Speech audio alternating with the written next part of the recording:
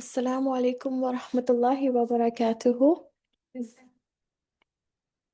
I hope you're all وعليكم السلام ورحمة الله وبركاته. hope you're doing well, inshallah. We'll begin. Bismillah walhamdulillah wassalatu wassalamu ala rasulillah amma ba'd.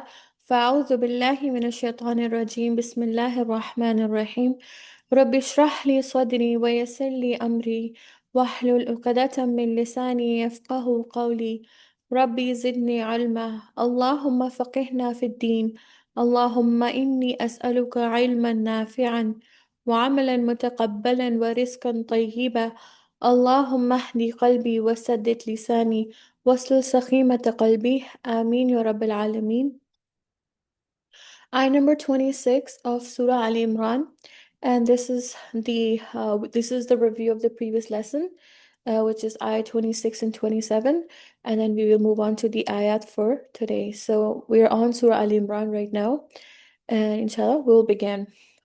Bismillahir Rahmanir Rahim, ayah number 26. قل اللهم مالك الملك تؤتي الملك من تشاء.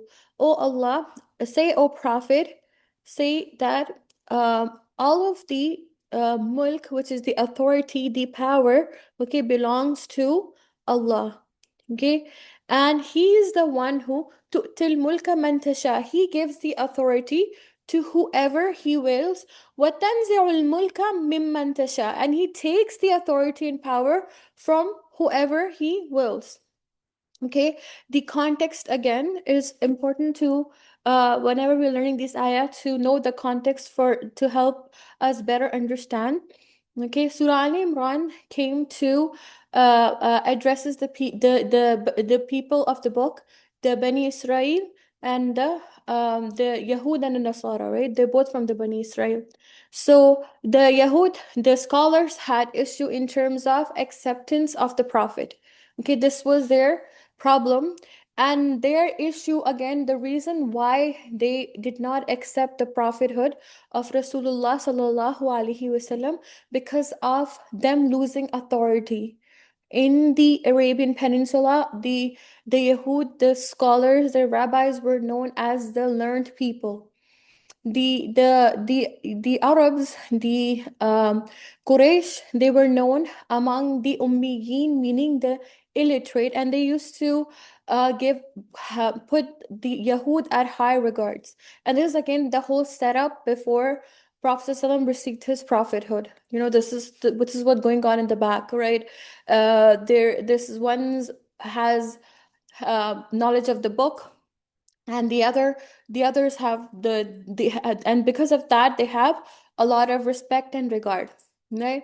And with Yahud, the main thing was the most of the knowledge remained with the scholars. The knowledge of the book was not meaning it wasn't public, right? If people had any issues, they would go to these scholars. So the regular people would not know the legislations. This was the state. And the scholars, and there are a lot of discussion in ayat and about this in Surah Al-Baqarah, where these scholars would keep the knowledge to themselves. They would not want the knowledge to go. The reason why, because they thought that then who will come to talk to us or ask us, right? So this is the reason they enjoyed this kind of power and this kind of reverence from people. Now, when Rasulullah sallallahu alaihi wasallam came to Medina, okay, and now the question was about acceptance. They cannot accept Islam without accepting the Prophet, right? That's the whole part of Islam. So here Allah subhanahu wa ta'ala is saying that, say, O Prophet, to them that all of the mulk, all of the power, all of the authority is with Allah. Whoever wants power or whoever wants, it's from Allah. And power and authority comes from Allah. Honor comes from Allah. He is from whom one should seek power and authority. First, one should not want power. A believer should not be behind power. Should not be power thirsty, and that should not be leadership should not be the goal of a person. They want to be on top of people. That shouldn't be the way. Yes, if a person has the skills and there is no one better, and you know how Yusuf alayhi salam, he said, I have these skills, I can be the minister, how about you appoint me? So there is no harm in being, but only being wishful and power hungry is not encouraged in our deen. Okay, so here Allah subhanahu wa ta'ala is saying that all of this power and authority, and again, what was the another the context? This is a general setup of revelation. The ayah was revealed specifically at the time of Khandaq, Battle of Trench. Okay, as the Sahabas and the Prophet sallallahu alaihi wasallam was digging the trench. So as they were digging the trench, okay, and again reminding of the harsh conditions in Battle of Trench, is extremely cold. The cold makes the earth hard, very hard to dig, and they had to dig up miles of land for and prepare for this battle before the Ahzab, meaning before the Confederates, the different groups reached the people. They all made a coalition against the Muslims, right? Different tribes. So it was not an easy moment. So at that time, when Sahabas, they were digging and they came across a big rock and they could not get through it, they asked the help of the Prophet, and then he would lift his axe and he would strike the rock. And as he struck rock, so this is also a very famous hadith where as he was striking, at the first strike, he said, Allah has given me the keys of Sham, meaning the I can see the castles and the red castles in Asham, you know, the conquering of Sham. The second time he struck the rock, he said, Allah subhanahu wa ta'ala has given me the keys of Persia. The third time he said, Allah subhanahu wa ta'ala has given me the keys of Yemen. Right? So what happened at that point? The munafiqeen, the hypocrites around, they started laughing or giggling among themselves, that look at the state of the Muslims, that, you know, here there is nothing to it. You know, they literally have Prophet ﷺ had tied rocks on his belly. And you know, like some people, they have this sarcastic comment or attitude, like, you don't even have anything to eat and you're dreaming such, you want, you know, you're stating of castles and stuff. So at that time, this ayah was revealed that, you know, Allah can give the authority to whoever He wills. That doesn't, at one moment the state of a person is one way, it doesn't mean that Allah subhanahu wa ta'ala cannot change the state, right? So all honor, all authority, all power comes from Allah. And then, you know, various examples in the Quran about different prophets and self is that example, we learn about Ibrahim alayhi salam, when everyone tried to make him, you know, even remove his existence by throwing him into the fire. And Allah subhanahu wa ta'ala, how He honored Ibrahim alayhi salam, right? He was exiled from his own country. So until till now, and you know, until the end of the world, you know, whoever reads the durud, okay, kama barakta ala Ibrahim, so his progeny is being remembered. So no matter how much people try to eliminate or get rid of a person, if Allah subhanahu wa ta'ala wants to honor someone, then He does so. Okay, and no, so all of the authorities comes from Allah. And He can give to whoever He wills. He can give the authority to a righteous person, the power to a righteous person, or He can give the authority and wealth and to a transgressor like Pharaoh. Okay, so it's all up to Him who He gives. Okay, and again, this power and authority has no means in the no value in the sight of Allah in that sense, right? Just because disbelievers have sometimes have that power and wealth and authority does not mean that Allah, they're saved, or it's not a sign of blessing in that way, or like blessing meaning saving from fire, right? That's so worldly possession should not be equivalent. One should not put this equivalent to pleasure of Allah. Just because Allah is happy with me, and that's because I'm getting all of this. Or, how come they are getting this and I'm not getting this and I'm on the right path? So this thought should not cross a person's mind, because all authority is from Him. And we learned another famous story of a Sahabi in this case. A long story short, it was a long story about him, how Sahabas who were shepherd and stuff, but at when they learned the deen, and they dedicated their life, and the story of Uqba bin Amir, who was a shepherd who loved his goats and used to take care of the goats, and once and loved them so much he could not leave them, and his companions used to go and listen to the prophet, but he wouldn't do that, because he would be taking care of the goats, and they collectively of everyone's goats. And then one day he took the step, he would hear all these stories about the prophet and his message, and inspired him so much that he actually went and dedicated himself and went and listened to the prophet, gave his allegiance, and gave up his love for the goats, meaning you can put it as wealth for the prophet. He became among the Ashabu Sufa, Ashabu Sufa were people who would sit outside Masjid Nabi learning from the prophet, dedicated their life, became scholars basically. So from and then he became over his lifetime he became the governor of Damascus and Egypt and Syria.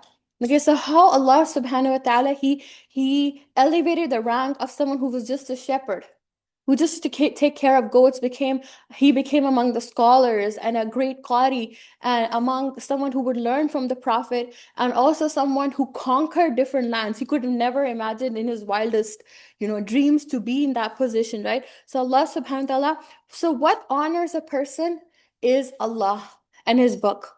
And remember, one thing is, the Quran is an elevated book.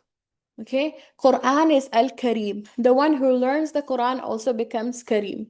So if person wants to be elevated, they want to be noble, then they should dedicate themselves towards learning, become serious learner of the Quran, put their effort into the Quran wholeheartedly.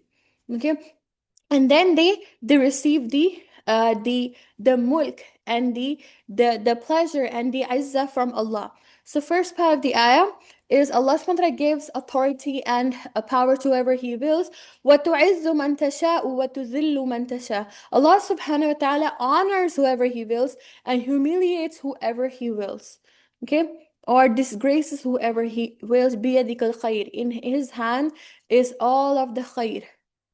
إِنَّكَ عَلَى كُلِّ شَيْءٍ قَدِيرٌ. He is ever capable over everything. Okay, so the next thing that people are very particular about, are very that is very beloved to people, is their izzah, my honor. What will people think about me? Okay, if I do this, I behave a certain way, I start doing this, people will start calling me, people many a times are hesitant to, because deen requires lifestyle change.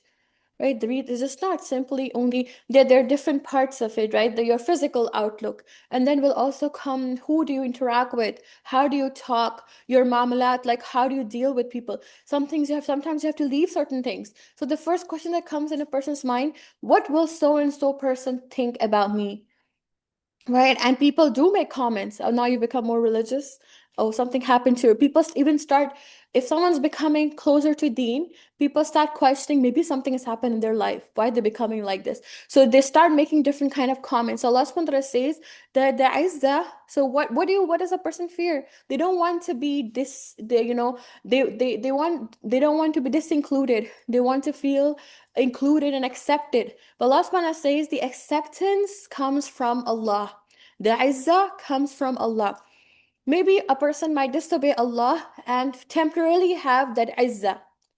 Also, a lot of times people disobey Allah in worldly sense in order to make wealth, get a particular kind of house or something, because they want to be integrated into society and be like the normal people. You have this, at this age, you should be having this. There's a whole thing that a society sets for you. You should be having this, you should have earned this much money, you should be having a house by this age, you should be married by this age, all of these things that are said by the society, right? And for sometimes people have to even disobey Allah to be able to achieve these things. But this honor that a person might feel in front of people is temporary, because the same very people that might be honoring a person might be the very same people that after a few years or a few months would be talking behind a person's back, right? So this is fake izzah. This is temporary, this is fake. Okay, and sometimes humiliation. A believer might also feel a sort of disgrace from people, or dishonor, in a sense that people make these comments. It's humiliating, it's insulting. Sometimes people make side comments and things, and so this humiliation might also come. And this is by the isn't by the permission of Allah. It's there to teach a person something, maybe to disassociate yourself. You don't find your self-worth in people's comments and people's eyes. So everything that happens, the izzah and the dhillah, this comes from Allah. Okay? And in His, biyadikal khair, in His hands is all of the khair. Okay? إِنَّكَ عَلَى كُلِّ شَيْءٍ قَدِيرٌ. And He is over everything, all powerful. Okay? This dua was also taught to Muaz. Is important dua. One should make note of this. This ayah, it's mostly part of the ayah, is also to save a person from death.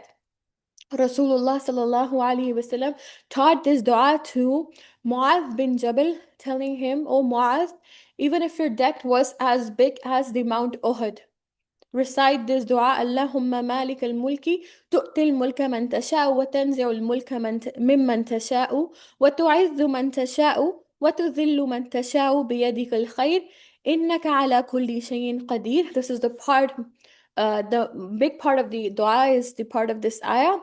And then the rest goes on, Ar-Rahmanu dunya wal akhirah, the most merciful of this world and in the hereafter. تُؤْتِيهِ مَا مَنْ تَشَاءُ. You give you give them both to whom you will, meaning the dunya and akhirah. وَتَمْنَعُ مِنْهُمَا مَنْ تَشَاءُ. And you withhold from whom you will. إِرْحَمْنِي رَحْمَةً تُغْنِينِي بِهَا عَنْ رَحْمَتِي مَنْ سَوَاكَ. Meaning, have mercy on me with a mercy that makes me independent of the mercy of anyone other than you. Meaning, oh Allah, make me self-sufficient.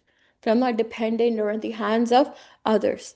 Okay, next ayah number 27. تولج الليل في النهار وتولج النهار في الليل. Allah subhanahu wa ta'ala, okay, He causes the night to pass into day. وَتُولِجُ النَّهَارَ فِي اللَّيْلِ. And He makes the night and the day pass into night. Meaning that anything, metaphorically meaning, or this symbolizes that nothing is going to last forever. Allah has the qudra, or the power, to change day and night. Then how can He not change the state of a person? Right? Meaning once honored can become dishonored, and once dishonored can become honored. Once honor, humiliation can turn to honor, and and honor can turn into humiliation. So this is an eye of hope, but also a reminder for a person to not be very comfortable in the state that they're in, because easily Allah subhanahu wa ta'ala can change the state, just as the day changes into night, and the night changes into day, and the day changes into night. وَتُخْرِجُ الْحَيَّ مِنَ الْمَيِّتِ.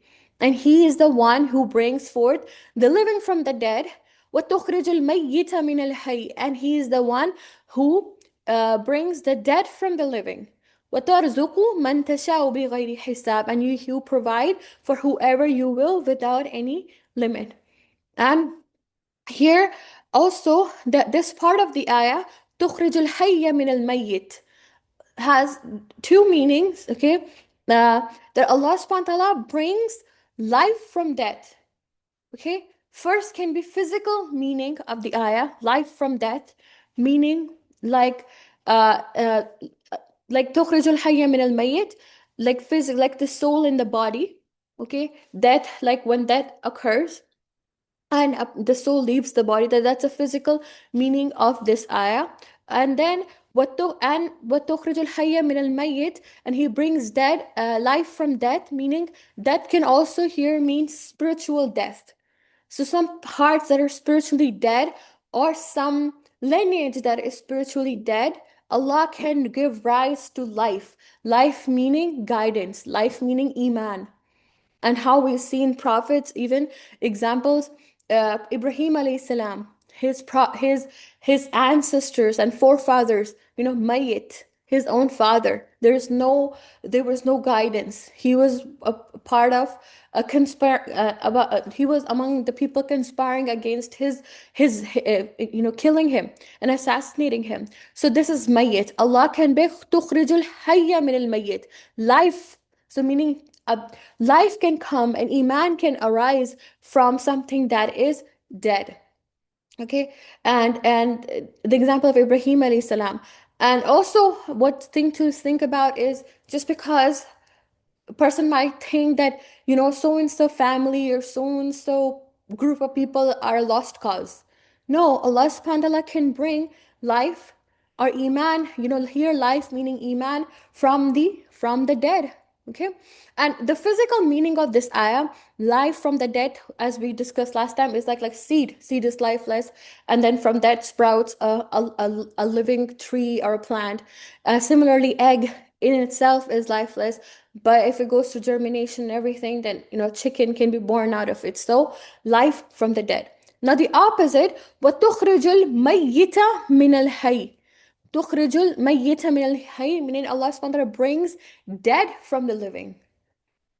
Meaning dead, so physical meaning, like a person giving birth to a stillborn baby, right? So the living person giving birth to someone that is not living, right?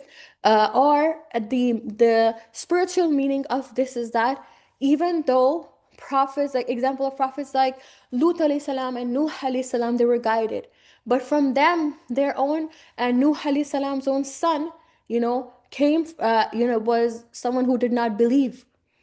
Okay, so just because someone is guided or comes from a guided lineage or family, family is undeen, doesn't mean the progeny would be undeen, right? This is why we have to make dua to Allah that Allah make our offspring also among deen, from the people of deen. We don't know down generations, but we always assume and hope for the best, and work towards it. You just don't make, you just hope for it. You work towards it. You put effort into your first educating yourself, educating your children, and grooming them in a way, giving them a knowledge of the deen, proper knowledge of the Quran. From childhood, you instill these small things. And how do you, it's not just by talking. Okay, children learn through what's their environment. You produce that environment, you give that environment, you provide that alternate environment. So it's a whole lifelong effort. And why should one work on their progeny? Because not just because, someone loves their kids, I love my kids. No, it's also because they're sadaqah jariyah. This is one of the ways of gaining one's akhirah, is to leave behind people that will continue to uphold the deen. And then it is on, Allah, this is Ibrahim alayhi salam also made this dua. He worked on his own children, but he made the dua for his ummah, for his progeny. And from his own progeny came many prophets, and also came Rasulullah sallallahu alaihi wasallam. وَتَرْزُقُ مَنْ تَشَاءُ بِغَيْرِ حِسَابٍ. And Allah provides for whoever He wills without hisab. Our job is to put the effort, and then He can give to whoever He wills, however He wills. Okay, and risk and honor and all of this is from Him. Ayah number 28. لا يتخذ المؤمنون الكافرين أولياء من دون المؤمنين. Believers should not take disbelievers as guardians instead of the believers. Okay, so وَمَنْ يَفْعَلْ ذَلِكَ فَلَيْسَ مِنَ اللَّهِ فِي شَيْءٍ. And whoever does so will have nothing to hope for from Allah. Okay, so what does this mean? That a person should not, a believer should not take disbelievers among their awliya. So first thing is to understand the meaning of awliya. Awliya is a plural of wali. Wali is a very close, intimate friend that a person confides in, has heart to heart. Their hearts are connected. That's a wali. It's not just a friend. It's not a colleague. It's not an acquaintance, like someone you just say hi, you meet them every day, you just, or sometimes someone you meet over a cup of coffee, something like that. Wali is someone you share your deep secrets with. Okay, so wali is someone your heart resonates with that person. This is a wali. Okay, so what is here being told? What's the connection with the previous ayah, right? So again, what is precious for people? Their izzah, their mulk, meaning authority, and their risk, their wealth. These things, as mentioned in the previous ayah, ayah number 26, they are very beloved to people, right? Sometimes what happens is that people leave deen and they become a part of another group just so they can get all of these things like the izzah, the authority, power, becoming well known, getting another job, getting a higher position at work or something. They try to adopt certain things, okay, and leave their deen in order to become more acceptable in the society, or however you want to code it, okay. So, what Allah is saying that a believer should not make the kafir, a disbeliever, bring them so close to themselves that they start adopting their way and leaving the deen. Okay, an example from the seerah of the Prophet was there was a Sahabi. What happened with him? His name was Hatib ibn Abi Balta. Hatib ibn Abi Balta. Okay, as the Muslim forces were advancing towards, there was a news of conquest of Mecca. Hatib secretly sent a letter to the Quraysh in Mecca through a woman, warning them of an attack from the Muslims. His aim was not to betray the Prophet or the Muslims, but he wanted his own family, his wife and kids were living in Mecca. He was in Medina. He felt like there wouldn't be anyone to protect my wife and kids if something like this happens. So, I'll just let the Quraysh know that, be protect them or something like that. Because they didn't have a tribal support there. Okay. And his aim again was not to betray the Muslims. He just wanted to protect his family. But then he was warned, through this ayah, and then, Prophet ﷺ forgave him for this. Umar radiallahu anhu was very upset about this, and he suggested a very, this is almost like tyranny. So he just suggested a very strong punishment, but Prophet ﷺ understood his situation and forgave him. The point here was that he was trying to take help from disbelievers while letting go of important details and important sensitive information about the believers. Okay, so why should a person not do this? Why should a person not have deep intimate friendship from a disbeliever? Okay, so the reason why is that a friendship should not be a cause of forgetting Allah. Okay, and for dunya benefit, people leave the deen or adopt such friends which cause them to leave. Again, friends is a very loose term for it. Okay, it's a very, you can be friends with someone. This is actually talking on a deeper, much deeper level. Okay, now, some people can misunderstand this ayah without understanding the context and go like, so we shouldn't be friends with non-Muslims or disbelievers. No, there are levels of friendship, okay? So we're going to the levels, we will go to the levels of friendship and how Prophet ﷺ, he practiced these levels, okay? So the first level of friendship is, or, of a relation is called mawasa'a. Mawasa'a, okay? This level is general humanity and compassion for everyone. You care about everyone. General, welfare. You want to benefit everyone.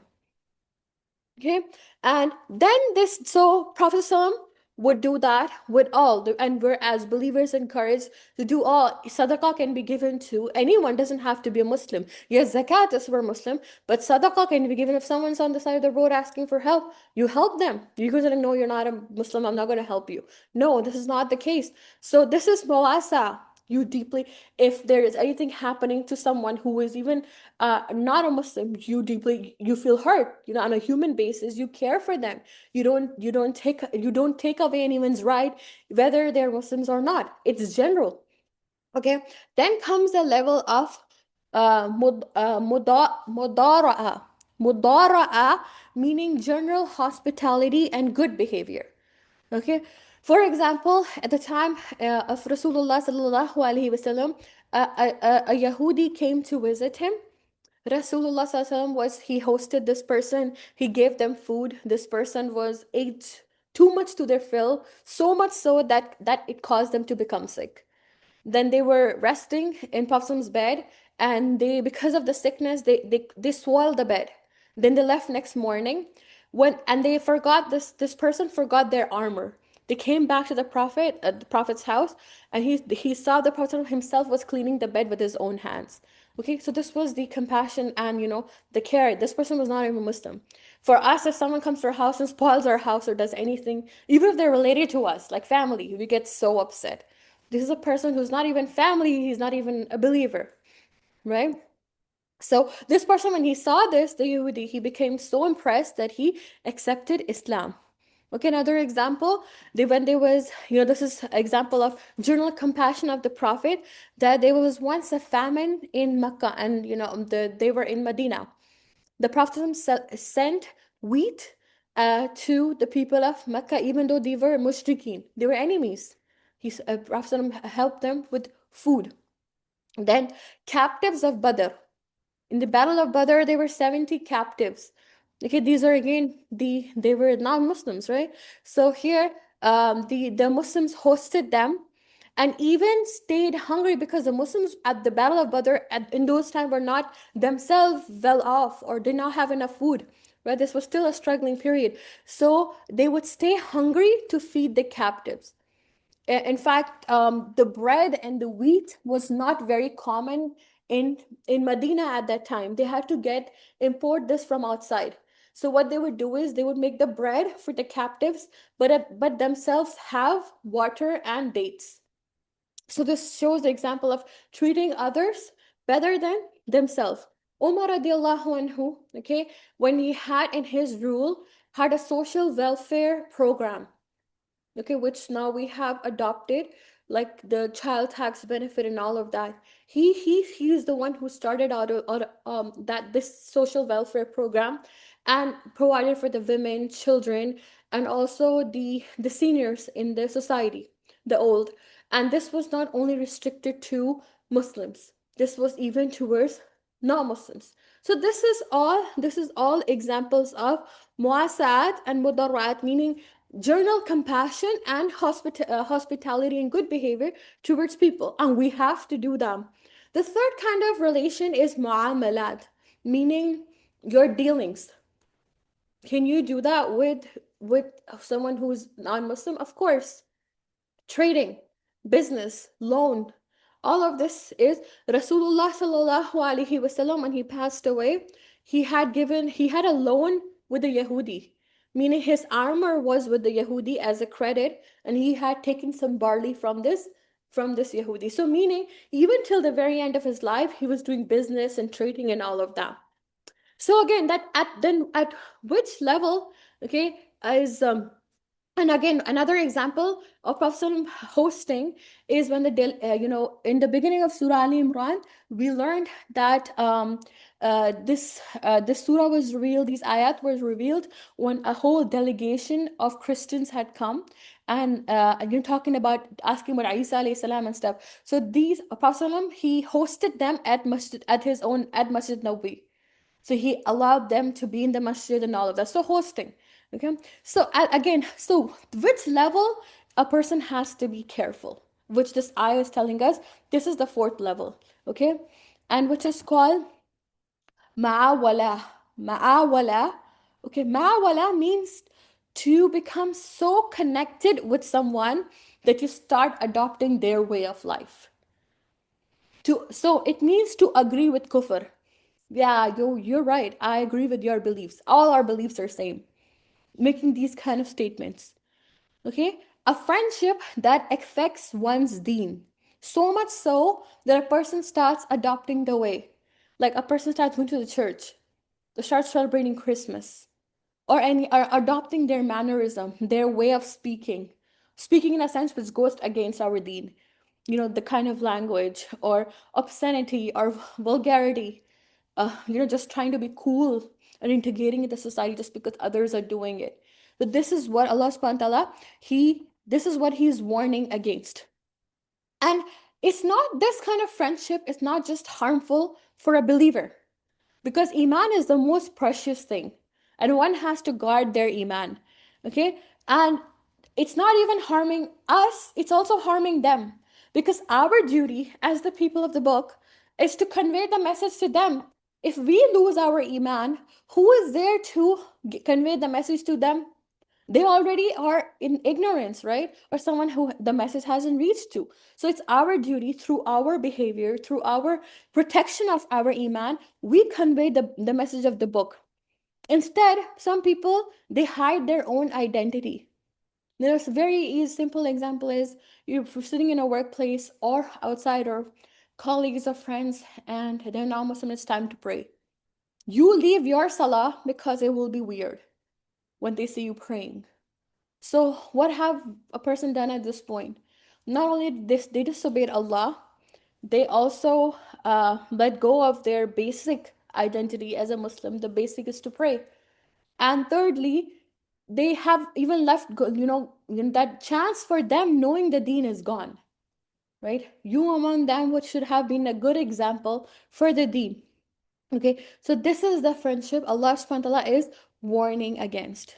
Okay, such friendship is not allowed where one loses their deen. Okay, so one should not be very careful to not compromise. A lot of the times, Muslims start feeling very conscious about themselves.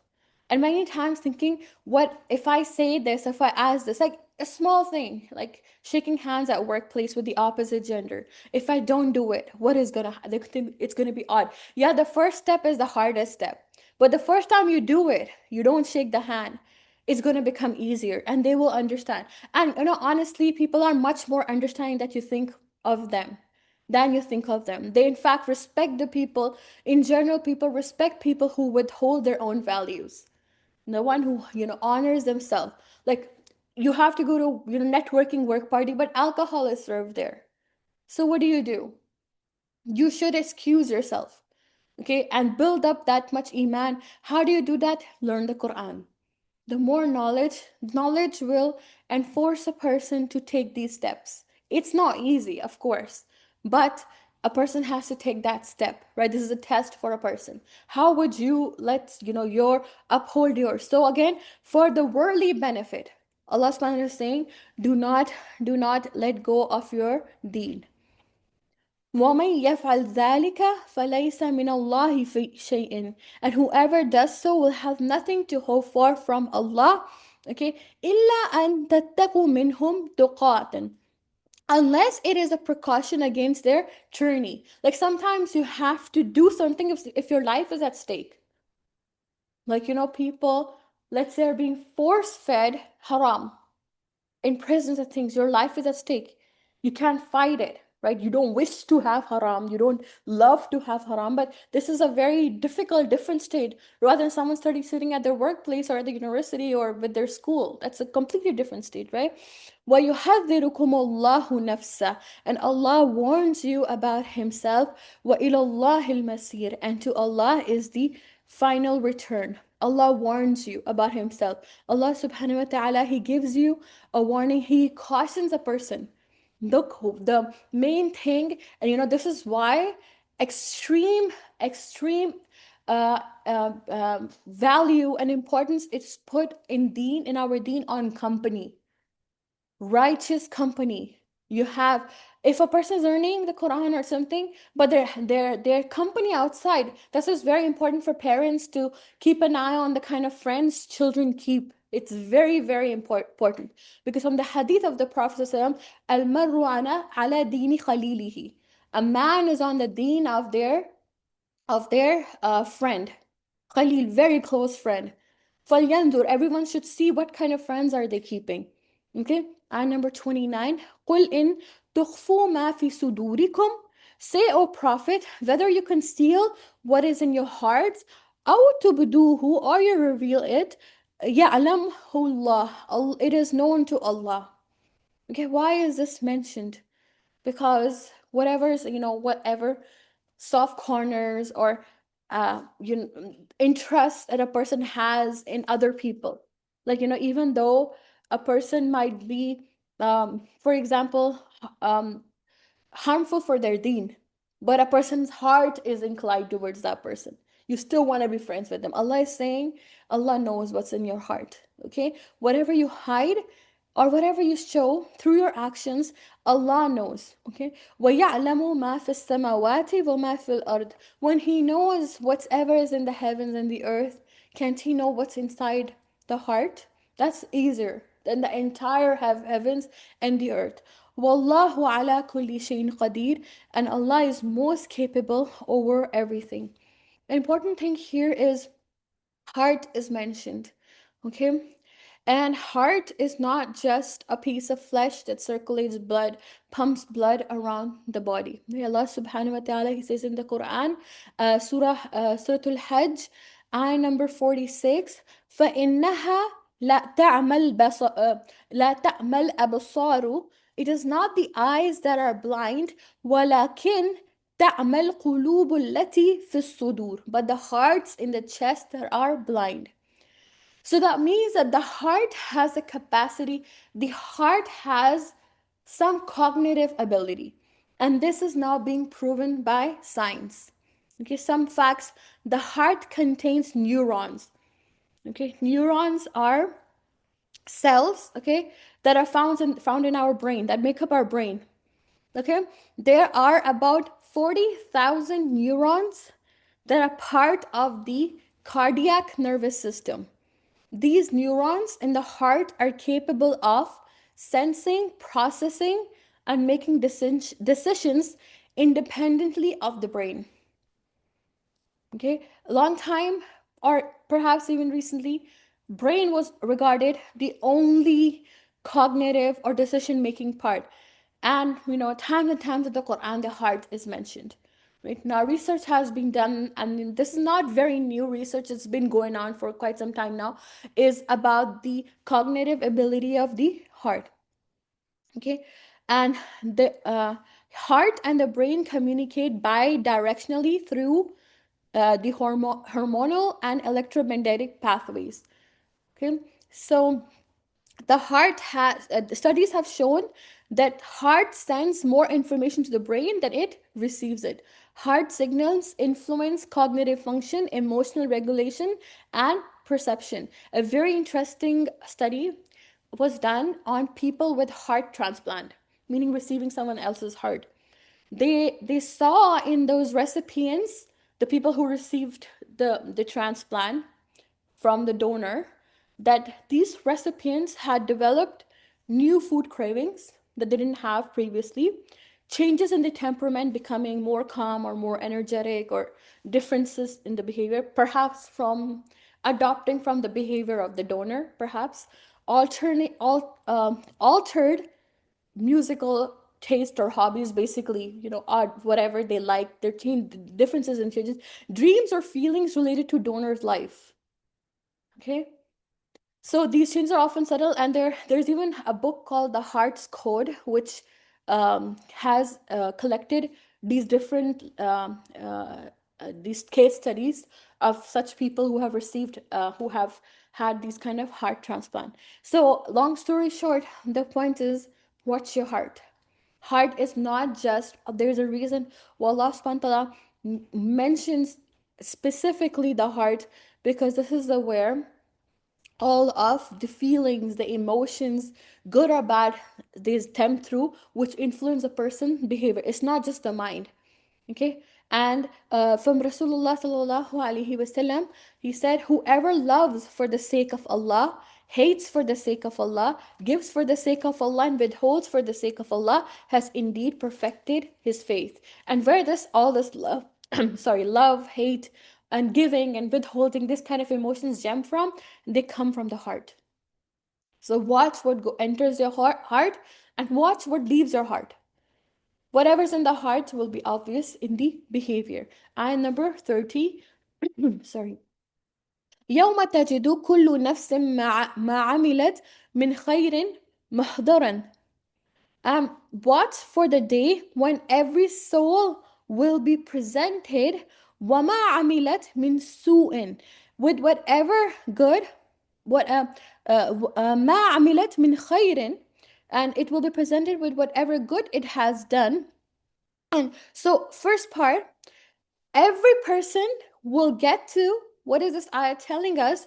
That every person will get to see their good deeds in the physical form. Okay, so the mizan, the weighing scale on which the deeds will be weighed, weighing scale can only weigh something that has weight, right? So our good deeds would take, from the tafsir of different scholars, like Ibn Kathir, okay, he states that the good deeds will take physical form and will be weighed. Right? Here we're doing good deeds in the dunya. We have no idea what's happening.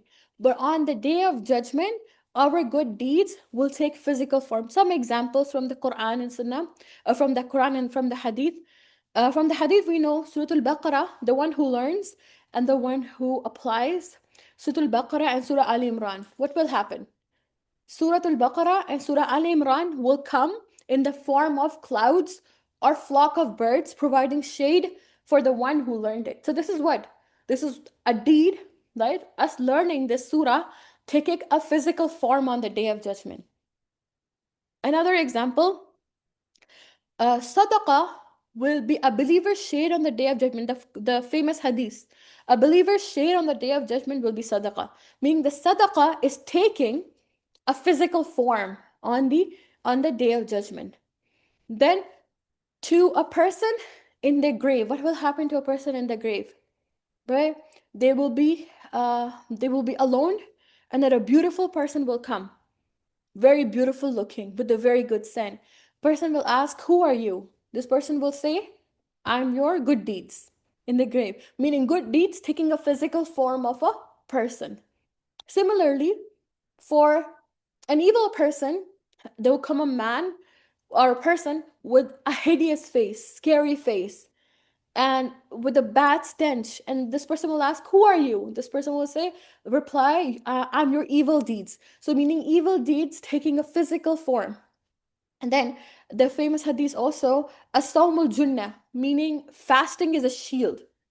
Shield meaning fasting, and Quran will intercede from the hadith of the Prophet ﷺ, will intercede for a person. Fasting will shield a person, meaning actually become a physical shield. Allah subhanahu wa ta'ala knows best. These are things of the ghaib. But how this thing, but we know from this is that things will start taking physical form on the day of judgment. Hadith of the Prophet ﷺ, that so also fasting and Quran will speak for a person. Now how will they speak? Unless it's taking a physical form, right? So the fasting will say, I prevented him from food and desires by day. Okay, so let me intercede. And Quran will say, I kept him up in the night. Okay, and because of the person reciting the Quran, they experience thirst. So the Quran will intercede. So all of these, the part of the ayah where a person يَوْمَ تَجِدُ كُلُّ نَفْسٍ مَا عَمِلَتْ مِنْ خَيْرٍ مُحْضَرًا, that watch for the day every soul will be presented with whatever good it has done in physical form. Right? In Surah Al-Waqi'ah, we also learn, فَرَوْحٌ وَرَيْحَانٌ وَجَنَّةُ نَعِيمٌ. Rayhan, beautiful fragrance. So the deeds of good deeds of a person will have beautiful fragrance coming up. When a soul is leaving the body, they're greeted by beautiful fragrance that angels bring. This beautiful fragrance is manifestation of the good deeds. So this is the all physical form of a person's good deed. وَمَا عَمِلَتْ مِنْ سُوءٍ, and it will wish that it's وما عملت من سوء تود لو أن بينها وبينه أمدا بعيدا, and it will wish that its misdeeds are far off. Okay, so on that day, the deeds will take a physical form, and a person will be presented with all of the deeds in front, all of the deeds, good and bad, in front of them, and a person will wish for the bad deeds to be as far away from them as possible. And we know this is true for a believer. Okay, for a believer, okay, from the hadith of the Prophet ﷺ, Allah will bring the believer close and shelter him with his screen and ask him and show him his sins. Did you commit such and such sin? He will say, Yes, my Lord. Allah will keep on asking him till he confesses all his sins and thinks he is ruined. Then Allah will say, I concealed it for you in the dunya and I forgive it for you today. And then he will be given the record of his good deeds. But for a disbeliever, it will be presented in front of them and also in front of people. And you know how in the previous ayah, Izzah, imagine the izzah of a person. When everything, people just think, oh, I thought you were so righteous. And then the izzah is, so all of us, we don't know, right? So all of the izzah is gone, ruined. What are what is this izzah for few years? And when an everlasting izzah and everlasting dhillah is in the hereafter. In Surah At-Takwir, Allah subhanahu says, وَإِذَا الصُّحُفُ نُشِرَتْ.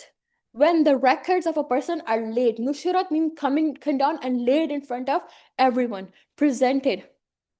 So on that day, one date can be a form of a mountain, right? Even giving half a date can be turned into a reward of a mountain. And some big deeds will become like dust. In Surah Al-Furqan, ayah number 23, Allah subhanahu says, وَقَدَّمْنَا إِلَى مَا عَمِلُوا مِنْ عَمَلٍ. And we will turn to whatever good deeds they did and reduce them to scattered dust. فَجَعَلْنَاهُ هَبَاءً مَنْثُورًا. So this is why the person will wish, oh, I wish there's a big distance between me and my evil deeds. This is why, the starting dua of our salah, when we begin our salah, what is the dua? Allahumma ba'id bayni wa bayna khatayaya. Oh Allah, place between me and my sins, kama ba'adta bayna al-mashriqi wal-maghrib. The distance the distance between mashriq, east and west. Make me and my sins this as far as that. You can ask this dua in dunya, but in the hereafter, even when a person will wish, I wish my sins are so far, but they will not. They cannot leave a person, right? And also, not just actions a person will one distance from, a person will also form one distance from certain people. Just now we learned Allah SWT says, do not be friends with too close of intimate friends with certain people. Right? In Surah Al-Zukhruf, ayah number 38, Allah SWT says, قَالَ يَا لَيْتَ بَيْنِي وَبَيْنَكَ بَعْدَ الْمُشْرِقِينَ فَبِئْسَ الْقَرِينَ. A person will say, I wish you were as far from me as the east is from the west. What an evil companion are you? Okay, so this is so what we learn from this is that a person should firstly watch for who they are very, very close, who they're hanging out all the time. How do people become close? First, you an interest match, right? And so you have to be careful and who is getting too close to you, because a person has an influence of their friend on their deen. Okay, and when it comes to being friends with people who are not on our deen, okay, to which limit and which level, we learn from the Quran and from the hadith and from the Sunnah of the Prophet.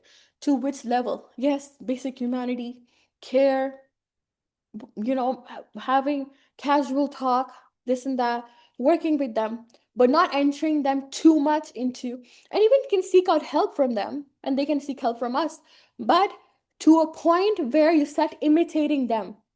They start becoming a part of, you start adopting their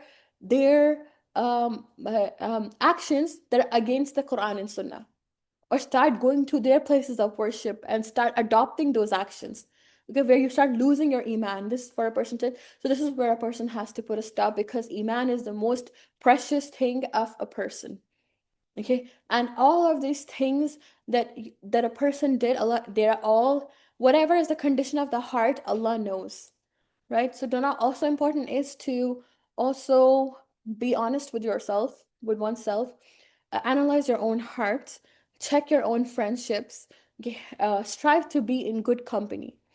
And if you're strong enough and your iman is strong enough, then that is great to be in company of weaker people, so you could help them. But if you think you're getting influenced by them, then you should not be in that company until you become someone who could influence others. Okay, that you build yourself that way. strive to be in the company of the righteous, more strive to be in company of the people who are more knowledgeable than you, right? Because they will rub off our company, right? And will learn from our company, okay? And do not give for certain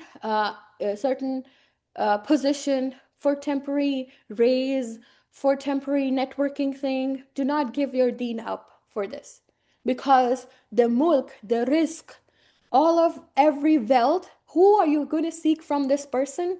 You're going to seek from your company? You're going to seek from a manager? No. Allah is the one who is going to give the risk. Whether you made it to the party or not, that work party is not going to get you the risk. Allah is going to get you the risk. Your effort, your thing is to put effort. Our thing is to put effort, but the honor and the authority, power, wealth, all is coming from Allah. Okay, so inshallah, we will end our lesson for today here.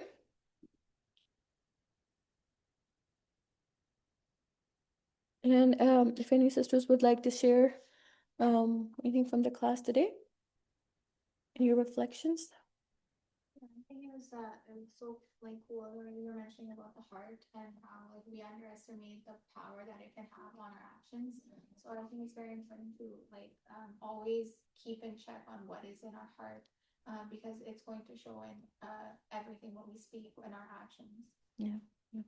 Matilda? Yeah, it was my first class, right? So Yeah. I really enjoyed it. I think these verses, especially, I found them to be very relevant, especially as somebody who works in corporate. I did kind of relate to the examples that you were mentioning. And yeah, I also want to talk about the thing with the heart. I like how you mentioned that, like Allah knows the condition of your heart and that we know it. But I'm just wondering, like, if your heart does incline towards something, but it's not right, and you don't do it, for example, you keep yourself away from it, but your heart still inclines towards it. Is that still wrong? No, as like, so what is from the, so as what do we learn from the hadith? If you act out, if you think of good, you get a reward for without even doing it. If you think of evil and you don't act it out, you don't get punished for it. So a person might be inclined towards certain things that they don't like, or sorry, that is not correct. Yeah. Like people would be inclined towards a certain person, right? Married to that person. Yeah. But it's only human to feel these feelings, right? As long as a person doesn't act on them in the wrongful manner, that goes against the Quran and Sunnah. Of course, your heart can feel that.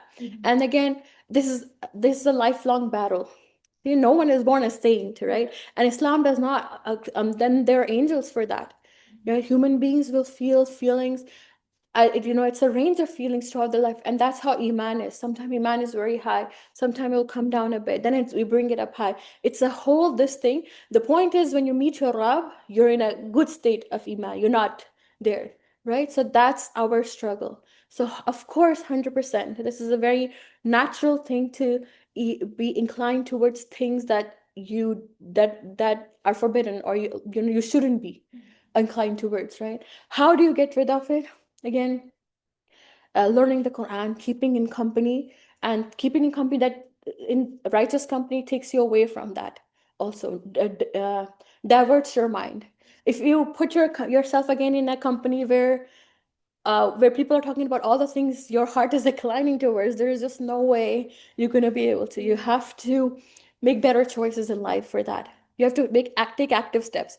You can't just think it's going to go away, right? You have to take active steps to incline towards good. That's true. Sometimes like it's humbling sometimes because you think that, oh, like you're strong enough, you can be in the company of those people or certain things and not get influenced. But then eventually you realize Yeah, you will get influenced. This is the Yeah. thing. Or Hadith tells us, do not even sit on a table alcohol is served. Why is that so? You might not be drinking, you might not be smoking, but because you're in that company of people who are drinking and smoking, or involved in certain relationships, or certain way of certain financial transactions that they have and stuff, you get influenced by it, and slowly you'll get pushed to it. Hence, those interactions are so important. Person has to be very mindful of these things. Anyone online would like to share? All right.